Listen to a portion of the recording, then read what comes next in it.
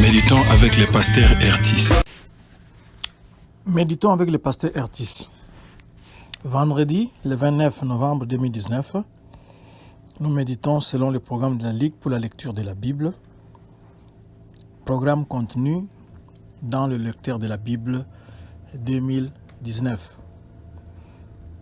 Le texte prévu, c'est le psaume 93 ou 93. Tous les psaumes, c'est-à-dire du 1er au 5e verset. Pour approfondir la méditation, nous avons quelques questions. De quoi ou de qui parlent ces versets? Est-ce que ce passage m'apprend quelque chose sur Dieu le Père, Dieu le Fils, Dieu le Saint-Esprit? Quel verset m'interpelle le plus?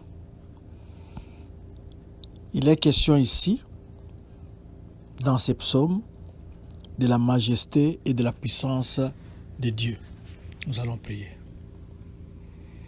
Il n'y a point de Dieu comme toi. Tu es unique, tu es le Tout-Puissant, tu es le Très-Haut, tu es merveilleux, tu es incomparable. Tu dis un mot et la chose arrive. Tu fais ce que tu veux.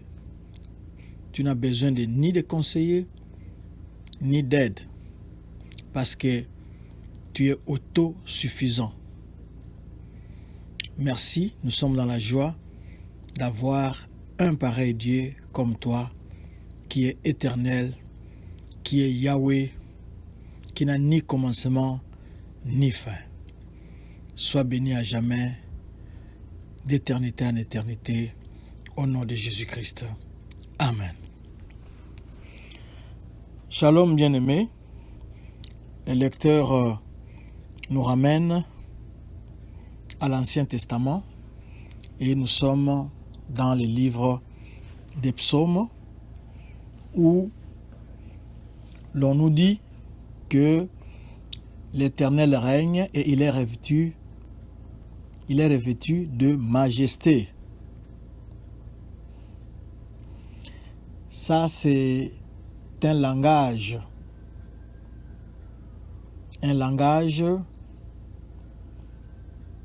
qui décrit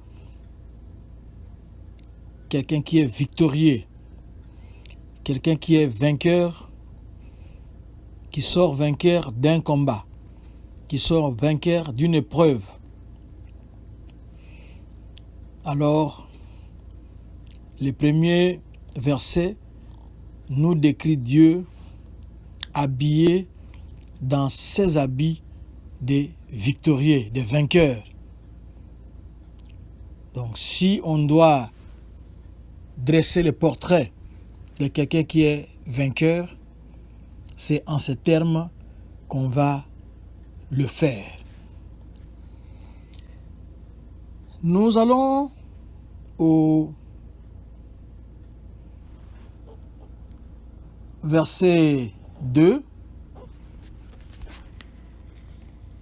nous voyons que son trône n'a point d'âge. Son trône est plus âgé que le monde, parce qu'il existe de toute éternité. C'est-à-dire que son trône a toujours été là. Le verset 3, on nous parle des fleuves. Nous connaissons le mouvement des vagues. Nous connaissons le bruit des eaux. Mais même si les sons de ces eaux-là, au verset 4, montent, même si les flots deviennent de plus en plus impétueux, de plus en plus puissants, l'Éternel est plus puissant que tout cela. Il est plus puissant que les tsunamis. Il est plus puissant que les tremblements de terre. Il est plus puissant que tout ce que nous pouvons imaginer. Il domine toutes les forces qu'il a créées. Il domine toutes les forces qui existent dans l'univers. Nous l'avons vu avec Jésus-Christ. La mort était puissante. La mort était imparable. La mort était sans pardon.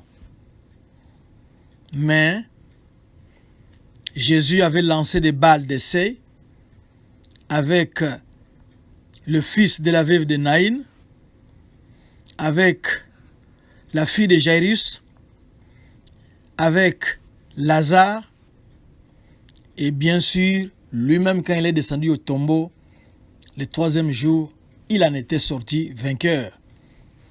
C'est avec raison que la Bible demande « Ô mort, où est ton aiguillon ?»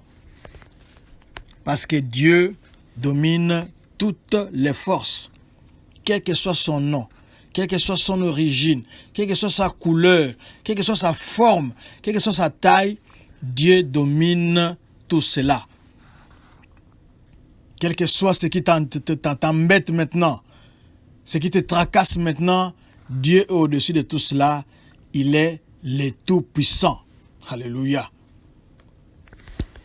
Le verset 5, on nous dit « Les témoignages sont entièrement véritables. La sainteté convient à ta maison, ô Éternel, pour toute la durée des temps. » Dieu est le Créateur tout-puissant. Sa puissance est infinie.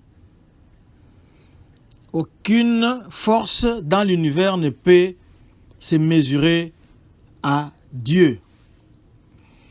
Et le verset 5 ici nous parle des témoignages. Les témoignages ici nous font penser à la parole de Dieu. On dit que la parole de Dieu qui contient des témoignages sont entièrement véritables. C'est vrai, c'est la vérité. C'est que la parole de Dieu vous dit maintenant que Dieu est le Tout-Puissant, c'est la vérité. Et notre Dieu est saint. Sa maison doit être sainte, parce qu'on a dit la sainteté convient à ta maison. Sa maison doit être sainte. Et en tant que son peuple, nous devons aussi être saints, car lui-même, il est saint. Et cela, c'est pour toute la durée des temps. Aucune ombre de variation en lui. Il est saint, il reste saint.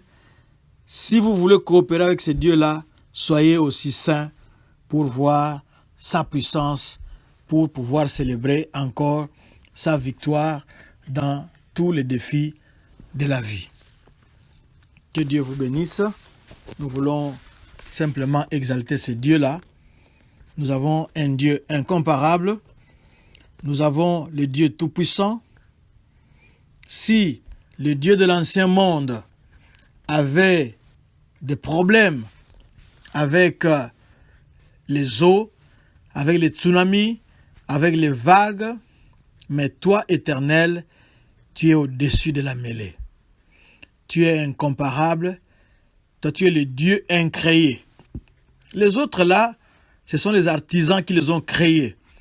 Mais toi, tu es incréé. Tu es le Créateur, Dieu Tout-Puissant. Tu es celui qui a appelé à l'existence ce qui n'existe pas. Tu as simplement parlé et le monde est venu à l'existence. D'éternité en éternité, tu es Dieu et tu le resteras.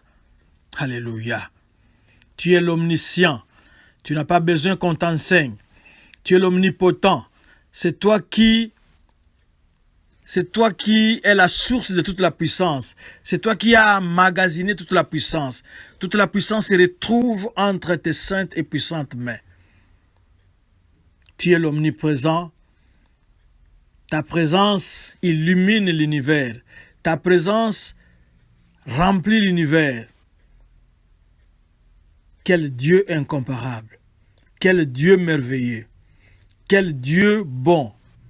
Quel Dieu incroyable. Alléluia. Merci. Nous sommes dans la joie de t'avoir comme Dieu et c'est toi qui soutiens toutes choses. Sois béni au nom de Jésus-Christ. Amen. Retrouvez cette méditation sur Facebook dans Doxadeo Lushi. Sur Twitter et YouTube, Église Doxadeo Lubumbashi. Sur notre adresse internet, c'est www.églisedoxadeo.com. Que Dieu vous bénisse.